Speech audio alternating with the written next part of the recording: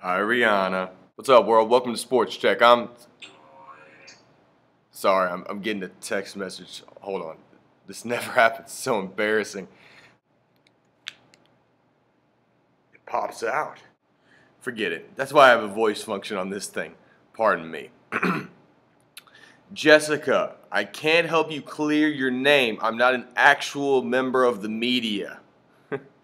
Silly girl. Nice, but a bit clingy, though.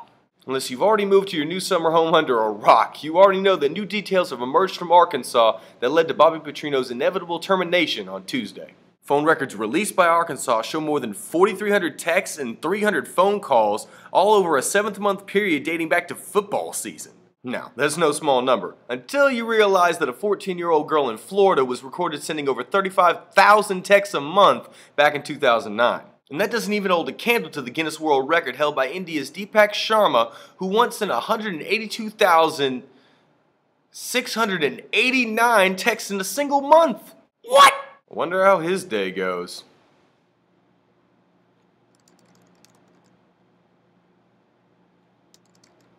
$1,001, $1,002.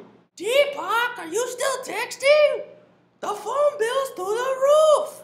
Mom, this is my passion. You said you supported me.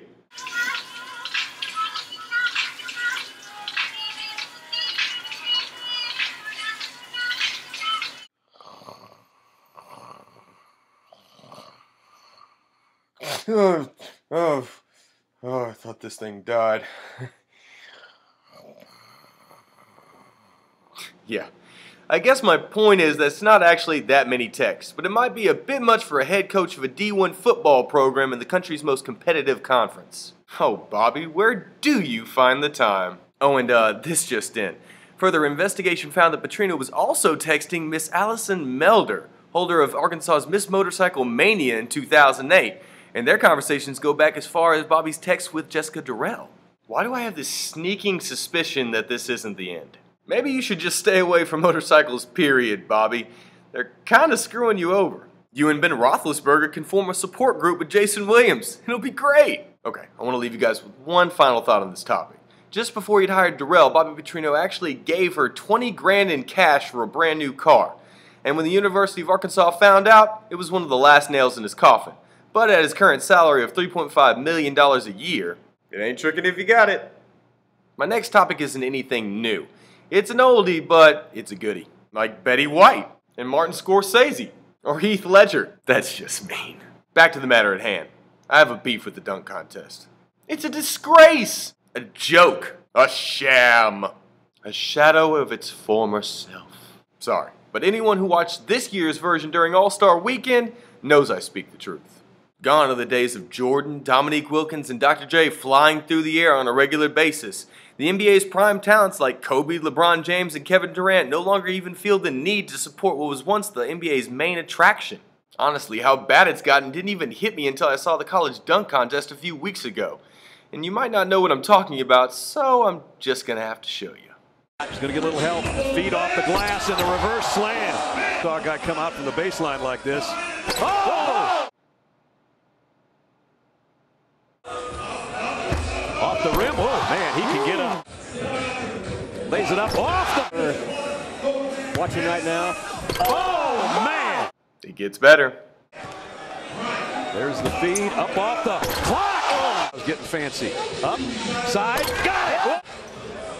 He did this in the semifinals. Oh, and he went between the legs with a left hand. Wow! I think it might be over. That is a dunk contest. Step your game up, NBA. No, I'm going to take it a step further than that. I'm calling you out. Next year, I don't want to see anyone but A-list talent. I'm talking Blake Griffin, LeBron, Durant, Westbrook, Melo. Kobe's kind of old, but I'll still take him.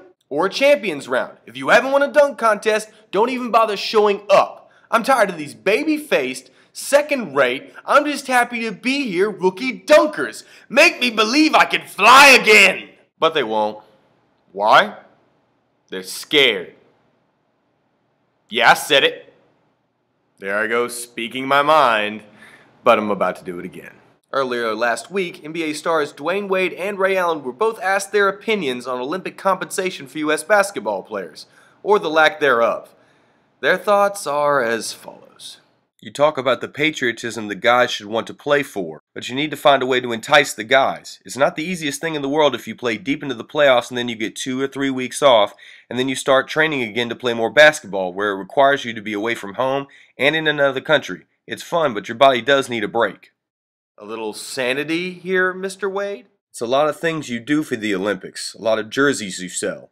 We play the whole summer. I do think guys should be compensated, just like I think college players should be compensated as well. Unfortunately, it's not there, but I think there should be something, there for it. Disappointed just isn't the word here, folks. I tried to stay unbiased on this one, guys. I really did. But the $26 million that Ray and Dwayne will make combined this year just wouldn't let me. You want more? What? Are your Air Jordan shoe contracts not keeping the lights on? Nah, the tile in the Olympic-sized pool needs regrouting.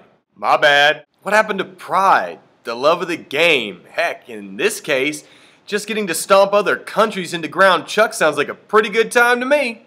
But if we go deep in the playoffs, we only get a few weeks rest before training camp starts again. Okay, do you do this every summer?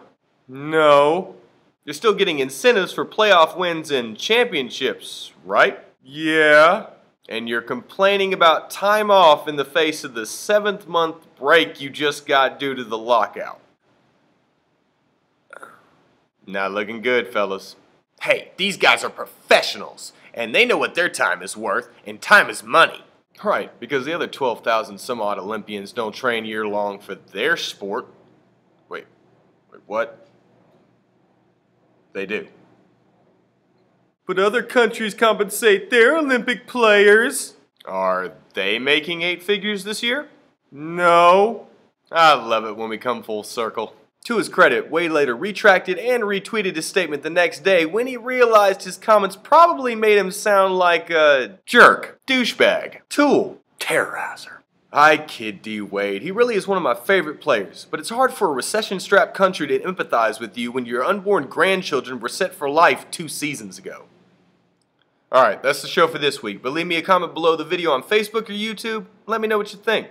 And as you guys know, I've been doing the show for a while, so if you like the show, share it with your friends. If you don't, share it with your enemies. I'm sure I can ruin his day. But until next time, I'm Seth Hagen, and this has been your Sports Check. Later. Man, I knew I should have watched more Sports Check.